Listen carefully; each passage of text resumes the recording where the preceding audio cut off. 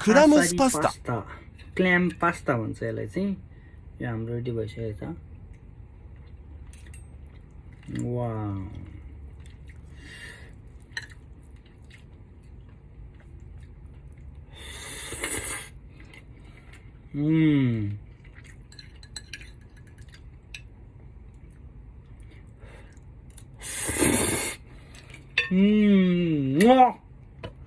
पनि फेरि हामी आइसकेका छौँ आसारी।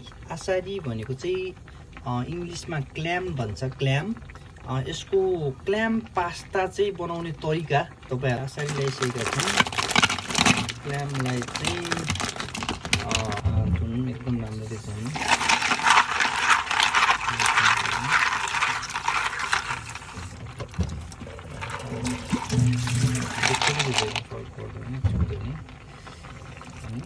त्यसपछि लसुनलाई चाहिँ एकदम मसिनो गरी मसिनो भयो।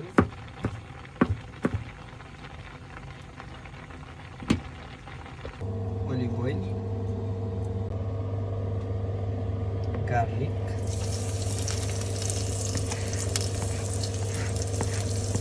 हरियो रातो जुन खुर्सानी भए पनि राखौँ।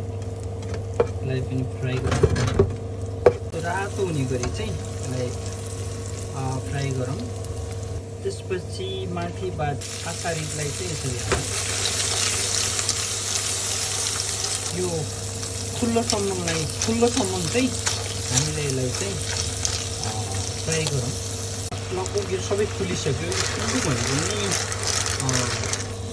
नि बनेको भन्ने कुराहरू आउँछ। अब माथिबाट पास्ता एड गरौँ। बटर पनि राखौँ।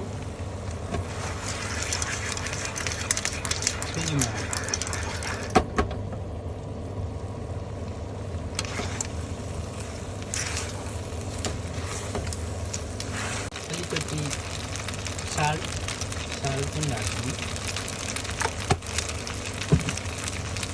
हाम्रो क्ल्याम पास्ता, आसारी पास्ता रेडी भइसकेको छ गाइज। अब हेरौँ, आसारी पास्ता, क्ल्याम पास्ता भन्छ यसलाई चाहिँ। यो हाम्रो रेडी भइसकेको छ। वाउ,